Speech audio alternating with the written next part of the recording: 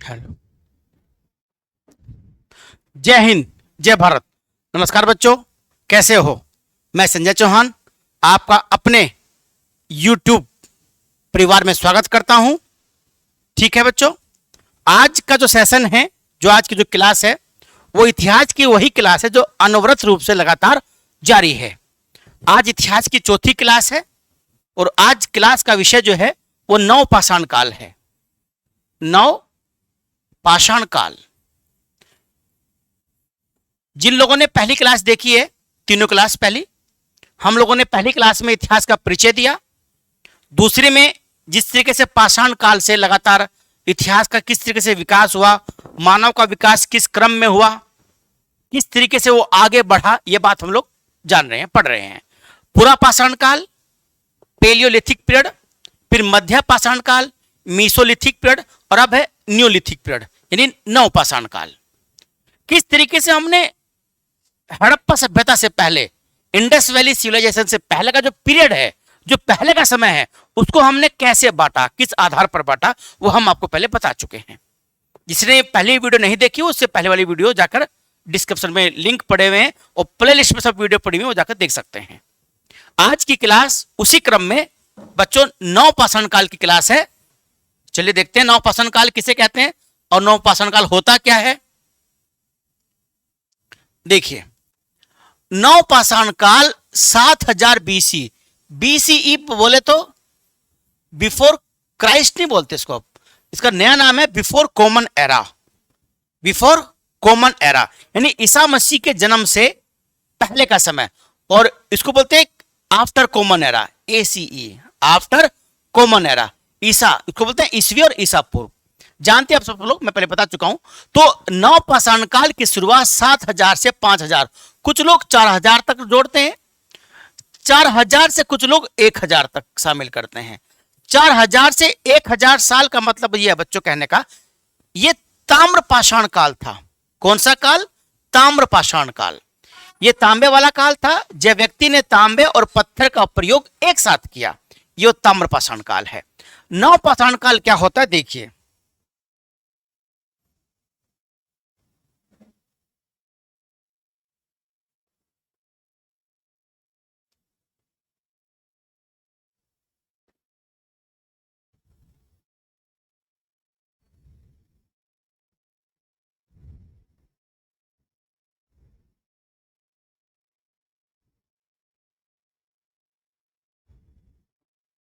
नव पाषाण काल देखो कि नव पाषाण काल क्या है, किसे कहते हैं नव पाषाण काल। नव पाषाण न्यूलिथिक पीरियड होता है बच्चों। कौन सा पीरियड होता है? न्यूलिथिक एरा बोलते हैं इसको। नव पाषाण मतलब न्यूलिथिक पीरियड। न्यू मतलब नया और लिथिक मतलब पाषाण। न्यूलिथिक पीरियड, नए नव पाषाण काल यानी एक प्रकार से जो पूरा पाषाण काल था बच्चों, और फिर मध्य पाषाण काल आया, और मध्य के बाद क्या? नव पाषाण काल। जैसे कि मैंने आपको बताया था, पूरा और मध्य के बाद नव है, यानी मध्य पाषाण काल पूरा और नव पाषाण काल के बीच का समय। नव का मतलब होता है नया, न्यू। तो ऐसा नया क्या हुआ? एक गार्डन चाइल्ड हुए बच्चों, गार्डन चाइल्ड। गार्डन चाइल्ड की एक पुस्तक है, man makes himself. Man makes himself, व्यक्ति ने जब खुद को बनाया, और उन्होंने इस काल को नव पाषाणिक क्रांति कहा है। कैसे? नव पाषाण काल में हम उसी तरीके से पढ़ेंगे कि मानव का विकास किस तरीके से हुआ, उपकरण किस तरीके से, और नव पाषाण काल के स्थल कौन कौन से हैं। नव पाषाण काल की शुरुआत भारत में करने वाला व्यक्ति है 1842 में डॉक्टर प्राइमरोज। कौन है? डॉक्टर प्राइमरोज 1842 में नव पाषाण काल की शुरुआत करने वाला व्यक्ति है। सबसे पहले लिंग सिंगूर, लिंग सिंगूर जगह पड़ती है कर्नाटक में, लिंग सिंगूर, वहां से उन्होंने पोलिसदार चाकू, देखिए पहली बार पोलिसदार यानी पोलिस किया हुआ चाकू मिला है। पोलिसदार चाकू कहां से मिला? लिंग सिंगूर से। और बाणाग्र, एरो हेड, एरो हेड, ये हमें यहीं से मिले। ये पहला नव पाषाणिक उपकरण है, पोलिसदार चाकू और बाणाग्र। बाणाग्र नव पाषाण काल की मुख्य विशेषता है। ठीक है बच्चों, ये कहां से मिला? लिंग सुगूर से, ये कर्नाटक में पड़ता है। कर्नाटक में कई जगह और भी हैं, सिंगन कल्लू है, ठीक ना, कई जगह और भी हैं जो नवपाषाण काल की हैं, लेकिन ये बहुत महत्वपूर्ण है जहां डॉक्टर प्रेमरोज ने 1842 में पहली बार खोज की थी। जो टोन्स घाटी है, एक नदी है बेलन, टोन्स की एक सहायक नदी है बेलन नदी, उसकी घाटी में घाटी में जो खोज करने वाला व्यक्ति वो बच्चों है HPL मसूरिये। ये क्वेश्चन ना TGT जैसे एग्जामों में आ चुके हैं, याद रखिए बात। HPL मसूरिये वो व्यक्ति जिन्होंने बेलन घाटी में, कहां पर, टोन्स नदी बेलन घाटी में इसकी खोज करी थी। इन्हीं घाटी में तो मदहा, कोल्डी हवा, लुहुरा देव जैसे नवपाषाणिक स्थल हैं, ठीक ना, ठीक है। जिस उस जगह खोज कस है इन्हीं को जाता है। तो ये तो क्या बच्चों नवपाषाण कालीन जो मैंने आपको शुरू में बताई इस तरह की चीजें।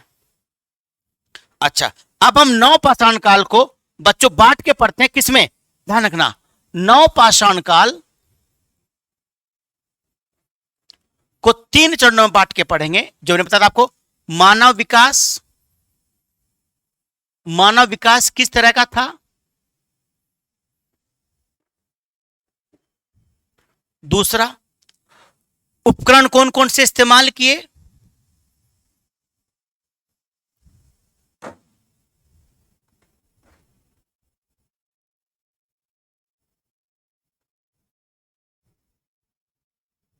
ठीक बच्चों, उपकरण कौन कौन से इस्तेमाल किए, और नवपाषाणिक स्थल कौन सा है, नवपाषाणिक स्थल कौन सा है, मानव विकास का क्रम क्या था, उपकरण क्या थे और स्थल क्या था, इन तीनों में बांट के पढ़ेंगे। मानव विकास तो जान लीजिए उस कोटि का था, यानी आज देखिए आप, जब पूरा पाषाण काल शुरू हुआ तो यानी हम जो होमो सेपियंस हैं, हमारे साथ बहुत अधिक मात्रा में मानव समाज उपस्थित थे। यानी जो हम एक प्रकार से मानव समाज का मतलब हम वैसे मानव नहीं थे, वो जो एक प्रकार से रामापिथेकस, प्रोस्टोलाइड जो मानव का विकास क्रम है, इसमें तमाम तरह के मानव पूरा पाषाण काल में इन क्षेत्रों में मौजूद थे। लेकिन उनमें से जो क्रो-मैग्नन है वही होमो इरेक्टस और फिर होमो सैपियन में बदल पाया है। यानी कहने का मतलब है कि तमाम तरह के एक प्रकार से जैसे हम हैं, ऐसे बहुत सारे एक प्रकार के समाज था, उनमें से केवल हम ही अपने आप को होमो सैपियंस में बदल पाए। वो वास्तव में बदले तो हम पूरा पाषाण यानी मध्य पाषाण काल में थे, लेकिन नवपाषाण काल में 2 चीजें बड़ी क्रांतिकारी हुई। एक तो बच्चों कृषि का विकास, दूसरा कृषि के विकास के साथ साथ इस काल में जो चाक का विकास, जो पहिए का आविष्कार हुआ, जो मिट्टी, जो मर्दभांड बने, जो बर्तन बने मिट्टी के, वो सब नवपाषाण काल के हैं। अब जो मानव विकास है, हम इस मानव विकास को भी बच्चों 3 श्रेणी में बांटेंगे। कैसे बांटेंगे? 3 श्रेणी में देखिए।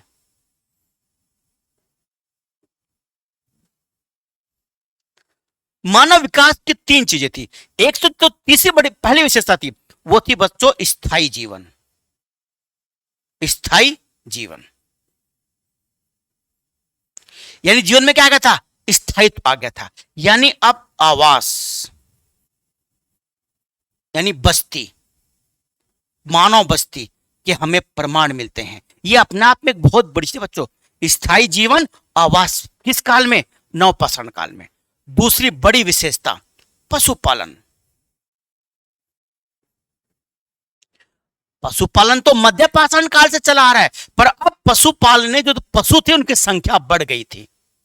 अब पशु की संख्या क्या थी? बढ़ गई थी। कहीं ना कहीं पशुओं का उपयोग हो सकता है कि कृषि के लिए किया जाने लगा हो। हालांकि हाल जैसे प्रमाण नहीं मिलते हैं, लेकिन कृषि कहीं ना कहीं, कृषि और पशु आपस में जुड़ने के प्रमाण अवश्य मिले हैं। पशुपालन। तीसरा जो विशेषता है बच्चों ध्यान रखिएगा, मानव का स्थायी जीवन, आवास, बस्ती और कृषि। कृषि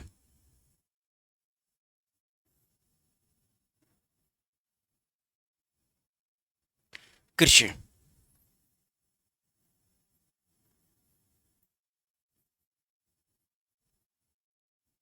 स्थायी जीवन और कृषि, ये मानव विकास का 3 विशेषताएं इस काल की बहुत बड़ी है। स्थायी जीवन, आवास यानी बस्तियां मिले हैं हमें। इस समय गर्त आवास मिले। क्या मिले? गर्त आवास यानी गड्ढों वाले मकान मिले हैं बहुत बड़ी मात्रा में। गर्त आवास मिले, गड्ढे वाले घर मिले बहुत बड़ी मात्रा में, गर्त आवास मिले। लोग गड्ढे में गोलाकार, अंडाकार ऐसे गड्ढे बनाते, उसमें उतरने के लिए नीचे चलते ना सीढ़ियां बनाते मिट्टी की, ऐसी बाकायदा सीढ़ियां बनी होती, बीच बीच में उसमें ना ऐसे ना कुछ छेद बने हैं। तो छेद मतलब क्या है, जैसे ना गोल घर है आपका, ये जैसे ये इस तरह का थोड़ा सा ऐसे बनाया उन्होंने, ऐसे करके गोल, ऊपर जो ना नीचे जाने के लिए ऐसे यहां पर ऐसे सीढ़ियां बनी होती थी, ऐसे जाके आराम से बेड पे लेटते, आराम से नींद लेते। और यहां बीच बीच में ऐसे ऐसे वो बने हुए हैं। ये कितना कि आप एक जगह पैर रखो, उससे पकड़ लो, फिर अगले पैर रखो तो अगली को पकड़ लो, फिर आगे पैर रखो तो अगली को पकड़ लो। डंडे वाली या लोहे वाली सीढ़ी नहीं थी, मिट्टी को काट के ऐसे बनाया गया था। बैलेंस बना रहे इसलिए खूंटी लगा दी, उसमें लगा दी खूंटी, उसमें खूंटी कुछ वो लकड़ी काटते होंगे तो उसको पकड़ पकड़ ऊपर चढ़ते थे। तो गर्त आवास मिले। तो गर्त आवास कब बने होंगे बच्चों, जब जीवन में स्थायित्व आया होगा। जीवन में स्थायित्व कब आता है, जब कहीं ना कहीं कृषि करने की परंपरा शुरू हुई होगी। जब कृषि करेंगे, जब खेती करेगा व्यक्ति, तो जब वो बीज बोएगा उसको या इंतजार करेगा, बीज बोने के बाद उगेगा, फिर फसल काटेगा, फिर फसल कहीं रखेगा, तो उसका ना इंतजार करेगा, उसको वहीं रहना पड़ेगा। मध्य काल में जो खानाबदोश जीवन था, एक स्थान से दूसरे स्थान पर जो जाने वाला जीवन था, अब वो जीवन बच्चों बदल गया था। अब वो जीवन में स्थायित्व आ गया था कि कृषि आ गई थी। और ये कृषि कहीं न अभी भी नदियों के किनारे ही आई है, कि सिंचाई की सुविधा तो थी नहीं, तो नदी के किनारे की मिट्टी क्योंकि मुलायम होती है, सॉफ्ट मिट्टी होती है, रेतीली मिट्टी होती है, तो उसमें पहले जंगली, क्योंकि हमें जो कृषि के प्रमाण मेहरगढ़ से, लुहरा देव से, कोल्डी हवा से जो मिले हैं प्रमाण, वो प्रमाण जंगली गेहूं, जंगली जौ, जंगली चावल के ही मिले हैं। लेकिन कहीं ना कहीं उनका इस्तेमाल व्यक्ति ने अपने लिए किया है। तो वो जो खेती करी गई बच्चों, जो उसमें कृषि करी गई मेहरगढ़ में या कहीं अन्य जगह करी गई, वो खेती करने का परिणाम क्या हुआ, स्थायी जीवन मिला। क्या मिला, स्थायी जीवन। कृषि के सबसे ज्यादा वो पुराने प्रमाण 7000 BCE के, बिफोर कॉमन एरा के, मेहरगढ़ से मिलते हैं। लेकिन अब इसमें विवाद है। कुछ विद्वान मानते जो लुहरा देव है उत्तर प्रदेश में, लुहरा देव, वहां से चावल की प्राचीनतम खेती के प्रमाण मिले हैं। कुछ लोगों ने 8000 BC तक का बताया है, कुछ लोग कहते हैं नहीं, क्योंकि वो स्पष्ट चावल नहीं है, ठीक ना, इस तरह का। तो कुछ लोग इसे मानते हैं। अब आप किसे मानेंगे, ध्यान रखिएगा क्वेश्चन किस तरीके से पूछता है। अगर ये पूछे कृषि के प्राचीनतम प्रमाण कहां से मिले हैं, कहां से मिले, ऑप्शन में लुहरा देव और मेहरगढ़ है, तो ध्यान बजाओ, आपको लुहरा देव लगाना है। क्या लगाना है, लुहरा देव, मेहरगढ़ नहीं, कि नवीनतम खोज के अनुसार लुहरा देव को ही एक प्रकार से ज्यादा मान्यता प्राप्त है। हालांकि मेहरगढ़ को भी अभी बहुत सारी किताबें मेहरगढ़ ही बताती हैं, पर क्योंकि कई बार ये क्वेश्चन यूपी PCS के एग्जाम में या अन्य एग्जामों में, लोअर के एग्जाम में आया है, और उसमें कमीशन का आंसर लुहरा देव ही आया है, तो इसलिए आप लुहरा देव ही लगाइएगा, मेहरगढ़ मत लगाइएगा। अगर ऑप्शन में लुहरा देव नहीं है तब मेहरगढ़ लगाइएगा। बात समझ गए होंगे मेरी, मुझे आशा करता हूं बात समझ गए होंगे। तो गर्त आवास मिले हैं क्योंकि कृषि हुई की थी। जब कृषि हुई तो जाहिर सी बात है रोग रहेंगे, तो जीवन में क्या आएगा, स्थायित्व, यानी आवास और बस्तियों के प्रमाण मिले हैं। पशुपालन चला आ रहा था मध्य पाषाण काल से, ये और अधिक उन्नत अवस्था में पहुंच गया। कुत्ता, भेड़, बकरी, अब ये सब पाले जाने लगे थे, क्योंकि हमें जो है कश्मीर से मनुष्य के साथ कुत्ता ही दफनाने के प्रमाण नहीं मिले हैं, बल्कि हमको जो है भेड़ और बकरी को दफनाने के प्रमाण भी मिले हैं। ये मानव विकास का एक चरण ये था। अगर हम इसी में देखें दूसरी बातें, ये जरूर आप नोट करते रहिएगा जो मैं लिखा रहा हूं आपको।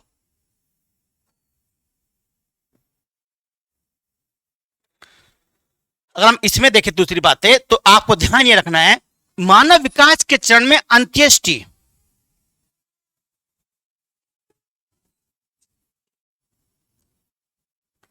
अंत्येष्टि एक अपने आप में विकास क्रम की एक अवस्था थी।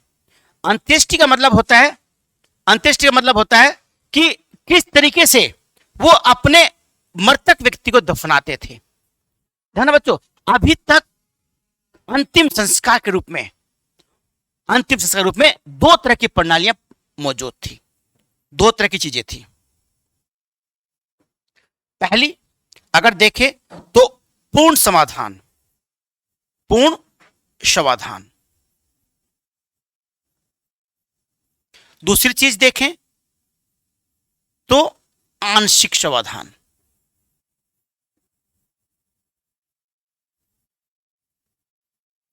आंशिक समाधान, पूर्ण समाधान, आंशिक समाधान।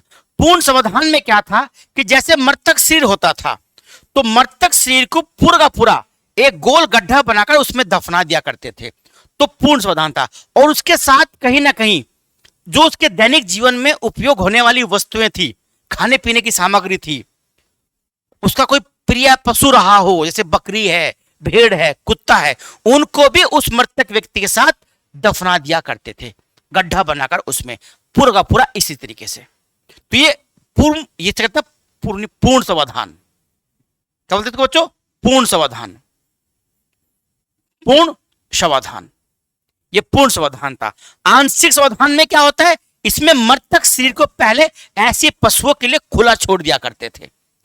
ऐसी परंपरा आज भी पारसियों में है, जो पर्शियन है वो आज भी आंशिक समाधान करते हैं। बस आज क्या होता है कि जैसे एक कोई व्यक्ति मर जाता है, मृतक शरीर को पहले एक जगह छोड़ देते हैं खुला, जो हड्डियां बचती हैं बाद में उन हड्डियों को जला दिया जाता है। लेकिन इनमें क्या था, जो व्यक्ति पहले छोड़ दिया खुला ताकि पशु पक्षी जो हैं, जंगली जानवर, उनको भी भोजन मिल सके, तो वो ये खाते, और ये खाने के बाद जो आंशिक जो हड्डियां बच जाती उन हड्डियों को दफना दिया जाता, और उन हड्डियों के साथ ही सामग्री भी जो उसके दैनिक जीवन की जो उपयोग की वस्तु थी वो भी दफना दी जाती थी। तो ये था आंशिक समाधान। हम अगर सिंधु घाटी सभ्यता की बात करेंगे आगे आने के बाद, तो उसमें बच्चों एक प्रकार से अंत्योष्टि यानी शव को जलाने की परंपरा भी थी, वो हड़प्पा सभ्यता में देखें तो यहाँ पे अंत्योष्टि दो तरह की थी, पूर्ण समाधान और आंशिक समाधान। ये परंपरा रही है किसमें, नवपाषाण काल में। यानी कहने के जो मैंने आपको बताया था, मध्य पाषाण काल में पुनर्जीवन के प्रति लोगों की जागरूकता हो चुकी थी, यानी उनमें चेतना थी कि आज के बावजूद भी कोई अलौकिक यानी परलौकिक कोई जीवन है, इस तरह की चीजें थी। तो कहीं ना कहीं इस तरह की चीजें इस नवपाषाण काल में दिखती है। तो एक नई चीज जुड़ी, तो न्यूलिथिक पीरियड में एक तो मानव विकास का यह चरण था। ठीक, अगर हम बात करें अब इसके उपकरणों की, नवपाषाण काल में उपकरण क्या क्या थे, अगर हम उपकरणों की बात करते हैं तो उपकरण में जो पिछले चले आ रहे थे, एरो हेड, बाणाग्र, वो तो प्रमुख विशेषता थी। और एक पॉलिशदार जो चीजें थी वो बड़ी चीजें थी। जो इसमें उपकरण मिले वो टंकित थे, टंकित मतलब उन पर टका हुआ था, मजबूत थे, ग्रिप मजबूत थी पकड़ने के उपकरणों की, घर्षित थे, घिसे हुए थे, धार बहुत तेज हो गई थी, पॉलिशदार थे, चिकने थे।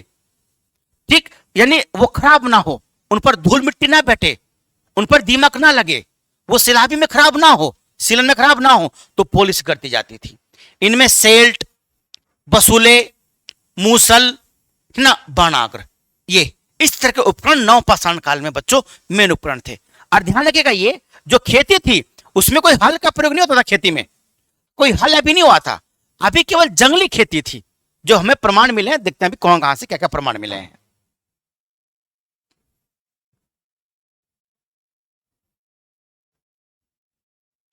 स्थलों की बात करते हैं। स्थल अभी मैंने बताया था आपको, स्थल महत्वपूर्ण है, बुर्जहोम और गुफकराल और मारतंड।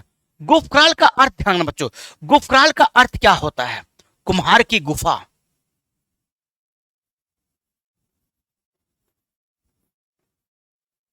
कुम्हार की गुफा किसका अर्थ है, ये गुफकराल का अर्थ है। बताओ अभी स्थल जम्मू कश्मीर में है, दोनों तीनों स्थल कहां पर है, J&K जम्मू कश्मीर में। बुर्जहोम भी, गुफरकाल भी और मारतंड भी। इसकी खोज 1935 में, बुर्जहोम की खोज ये टेरा और पीटरसन नामक व्यक्ति ने की थी। बुर्जहोम में 16 गर्त आवास मिले हैं, गड्ढे वाले घर मिले हैं, लोग गड्ढा बनाकर उसमें रहा करते थे, 16 गर्त आवास मिले हैं।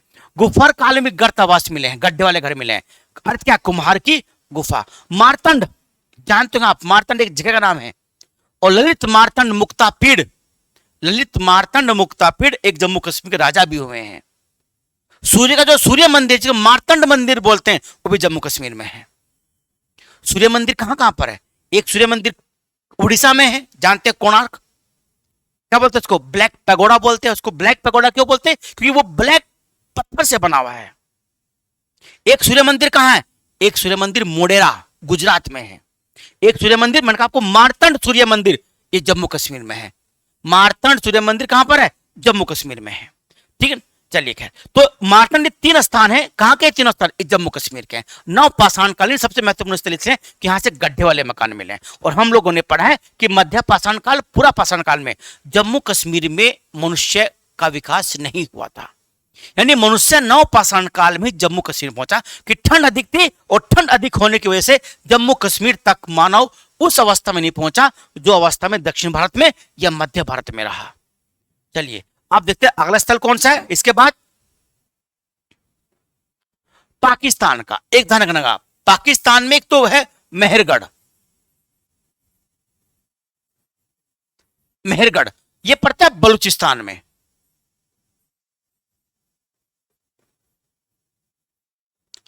बलूचिस्तान में मेहरगढ़, यहीं से 7000 BC पुराना जौ और गेहूं की खेती के प्रमाण मिले हैं मेहरगढ़ से। जौ और खेती के लिए जंगली जौ और जंगली गेहूं है मेहरगढ़ से। इसके अलावा किलीगुल मोहम्मद, किलीगुल मोहम्मद, किलीगुल मोहम्मद यहां से प्रमाण नवपाषाण काल के मिले हैं। राणा गुंडई यहां से भी, कि पाकिस्तान में सराय खोला यहां से भी गर्त आवास मिले हैं। कहां से मिले? सराय खोला, यहां से गर्त, ये भी पाकिस्तान में है। सराय खोला, ये तीनों स्थल पाकिस्तान के हैं। चलो, किलीगुल मोहम्मद एक ही स्थल का नाम है, राणा गुंडई दूसरा स्थल है, सराय खोला तीसरा, और मेहरगढ़ ये मैंने बताया ये चौथा स्थल है जो पाकिस्तान में है वर्तमान में। ठीक है ना। ये यूपी के देखो आप, यूपी में एक तो बहुत बड़ा स्थल है लोहरा देव। कौन सा? लोहरा देव। लोहरा देव और कोल्डी हवा।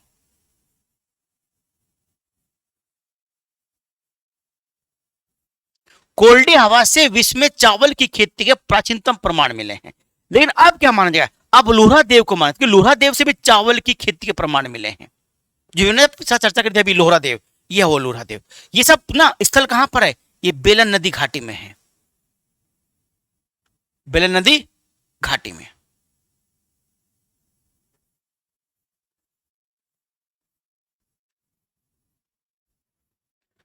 नदी घाटी में कोल्डी हवा, लोहरा देव, महगदा, पंचो, यहां से भी गर्तावा से यहां से पशुओं की हड्डियां मिली हैं।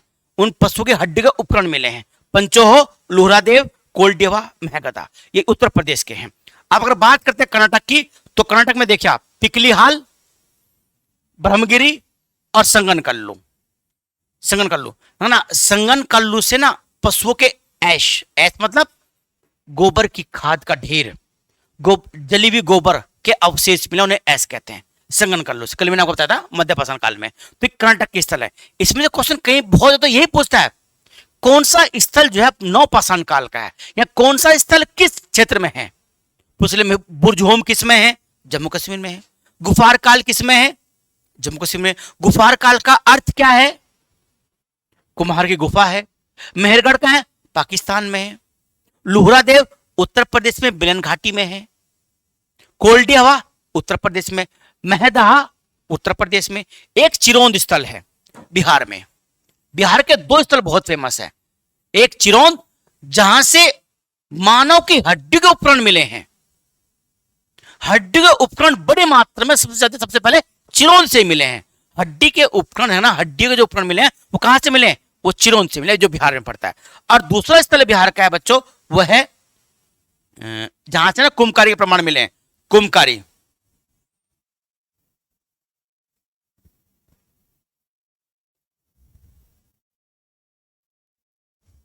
कुम्भकारी मतलब मृदभांड, मृदभांड के प्रमाण। चौपानी मांडो, चौपानी मांडो, चौपानी मांडो पहला स्थल है जहां से बड़ी मात्रा में मृदभांड, मिट्टी के बर्तन के प्रमाण मिले हैं। ये मिट्टी के बर्तन अनगढ़ नहीं बनाए गए हैं, ये चाक से बनाए गए हैं। यानी चाक का आविष्कार हो चुका था, और चाक ने फिर पहिए को जन्म दिया। और पहिए का आविष्कार ना आप जानते हैं, दुनिया में कल मैंने आपको बताया था कि 3 चीजों का आविष्कार ने क्रांति लाई है। पहला आविष्कार अग्नि का, जब भुना हुआ मांस व्यक्तियों ने खाया। दूसरा आविष्कार पहिए का, और तीसरा आविष्कार बच्चों मुद्रा का। मनी का, मुद्रा। अगर मुद्रा ना होती तो दुनिया में लेन देन कभी ना होता, और जब लेन देन इतना आसान ना होता तो व्यापार ना होता, ट्रेड ना होता, और ट्रेड ना होता तो देशों के संबंध जो जिस तरीके से हैं वो ना बन पाते। पहले वस्तु विनिमय था, बार्टर सिस्टम था, वस्तु के बदले दूसरी वस्तु ली और दी जाती थी। तो ये तो संभव था नहीं कि हम जाते अमेरिका, वहां पर हम आम देगा और वहां से हम कोई चीज ले आते, तो इस तरह की चीजें संभव नहीं थी ना। तो ये जो मुद्रा का आविष्कार है ये भी क्रांतिकारी माना जाता है तीन आविष्कारों को। तो नवपाषाण काल में जो आपका मृद भांड है, यानी चाक से मिट्टी के बर्तन बनने लगे, और कहीं कि मिट्टी के बर्तन जुड़े हुए हैं कृषि से। जब कृषि में उत्पादकता होगी तो उस अनाज को आप कहां पर सुरक्षित रखोगे, कहां पर संरक्षित रखोगे? मिट्टी के बर्तनों में। तो जो अनाज वहां पैदा हुआ उन्होंने उस अनाज को मिट्टी के बर्तन में रखना शुरू किया। जब मिट्टी के बर्तन में रखना शुरू किया तो उनके अंदर अनाज के प्रति सुरक्षा की भावना आई, जीवन के प्रति सामाजिक सुरक्षा की भावना आई। कैसे? ठीक है, जब बारिश होगी, तूफान आएगा, आंधी आएगी, सर्दी होगी, अन्न पैदा नहीं होगा तो हम यहां से अन्न खा सकते हैं। यानी कहीं ना कहीं एक प्रकार से मनुष्य शाकाहारी की तरफ बढ़ रहा था। पहले टोटली क्या था? मांसाहारी था। अब धीरे जब अन्न पैदा करेगा तो शाकाहार की तरफ धीरे धीरे मनुष्य बढ़ेगा। जब शाकाहार की तरफ बढ़ेगा, शाकाहारी मनुष्य बनेगा तो अधिक से अधिक कृषि करना प्रारंभ करेगा। कहीं ना कहीं उसकी जो प्रवृत्तियां हैं, मनोवृत्तियां हैं, जो चेतना है उसकी, कहीं ना कहीं वो चेतना धीरे धीरे डेवलप होगी। तो ये सब चीजें किसके है? नवपाषाण काल के। इसलिए बोलते हैं इसको न्यूलिथिक पीरियड, कि नए नए आविष्कार हो रहे हैं इसमें। अब नवपाषाण काल के बाद आता है जो हमारी नेक्स्ट क्लास बच्चों, वो है ताम्रपाषाण काल। कौन सा? ताम्रपाषाण काल। ताम्रपाषाण, ताम्रपाषाण काल, इसको थे ना ताम्रपाषाण काल। ताम्रपाषाण काल यानी तांबा और पत्थर। जब मनुष्य ने तांबे को, क्योंकि तांबा ही वो धातु है इसका प्रयोग मनुष्य ने सबसे पहले किया है, तांबा। तांबे के बाद फिर टिन का प्रयोग हुआ, उसके बाद राग का प्रयोग हुआ, तांबा और टिन मिलाकर कांस्य बना, सिंधु घाटी सभ्यता, ठीक ना, इस तरीके से। तो तांबा और पत्थर जब मिलते तो बोलते ताम्रपाषाण संस्कृतियां ऐसी। क्योंकि देखो विकास क्रम एक धीरे धीरे है। नवपाषाण काल में बस्तियां बनी, कृषि का विकास हुआ, पशुपालन शुरू हुआ, ज्यादा पशु पाले जाने लगे। जब इस तरह की चीजें आने लगी मानव के अंदर तो अब धीरे क्या, अब तांबे और पत्थर का प्रयोग होने लगा। अब हथियार मजबूत होंगे, कहीं ना कहीं गहन कृषि होगी। जब कृषि गहन होगी उत्पादकता बढ़ेगी, जब उत्पादकता बढ़ेगी तो एक्सेस पैदा होगा, अधिशेष पैदा होगा, और जब अधिशेष पैदा होगा तो कहीं ना कहीं व्यापार को बढ़ावा मिलेगा। तो ताम्रपाषाणिक संस्कृतियां वो काल है जो हड़प्पा सभ्यता, जो पूर्ण सभ्यता थी, और नवपाषाण काल के बीच का जो संक्रमण काल है वो आपका ताम्रपाषाण काल है। हड़प्पा सभ्यता एक तरफ है और नवपाषाण काल एक तरफ है, बीच में क्या आ गया? ताम्रपाषाण। उसके बाद हड़प्पा सभ्यता, और हड़प्पा सभ्यता आप जानते ही हैं दुनिया की गिनी चुनी सभ्यताओं में मेसोपोटामिया की सभ्यता, चीन की सभ्यता, मिस्र की सभ्यता, माया सभ्यता, यूनान की सभ्यता, और उन्हीं में सिंधु घाटी की सभ्यता। तो कहीं ना कहीं ताम्रपाषाण एक संक्रमण का तोड़ है, एक ट्रांजिशन पीरियड है, किसी बीच में न्यूलिथिक पीरियड में और आपका इंडस वैली सिविलाइजेशन के बीच का। ठीक है, चलिए जो बच्चे नए आए हैं, पहली बार आए हैं चैनल पर, वो सब्सक्राइब करें, लाइक और शेयर करें, और चैनल को ज्यादा से ज्यादा शेयर करने का प्रयास करें, लाइक करें और अपने दोस्तों को बताएं, हमारे अनुभव का लाभ उठाएं। निश्चित रूप से आपको सफलता मिलेगी, और आपका जो लक्ष्य है उसमें आपको निश्चित रूप से सफलता मिलेगी, और हम आपके स्वर्णिम भविष्य की कामना करेंगे और ईश्वर से प्रार्थना करेंगे। इसी के साथ नेक्स्ट क्लास हम करेंगे ताम्रपाषाण काल की, और आज की क्लास यहीं तक रहेगी। जय हिंद, जय भारत।